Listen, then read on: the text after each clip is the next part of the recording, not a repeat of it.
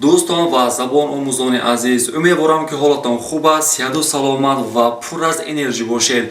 این ویدیویی که ما برای شما پیشنهاد کرده ایستادیم از دیگر ویدیو یا که از دیگر درس‌های ما کلاً فرق دارد. ما در این ویدیو تصمیم گرفتیم که برای شما یک تا معما یا یک تا سوال منطقی پیشنهاد کنیم. معما logical question یعنی سوال منطقی میگویند. خب با دقت باشید. I had 6 eggs یعنی من 6 تا تخم داشتم. اینو تخم.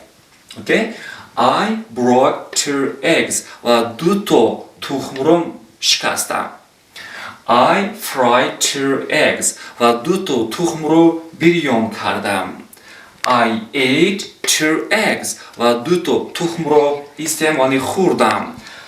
اکنون سوال How many eggs are left? چند تا تخم باقی ماند؟ دوستان عزیز، می‌خواستم که همین رو یک بار دیگر برای شما گویم. با دقت باشید. من 6 تا تخم داشتم، 2 تاش رو شکستم.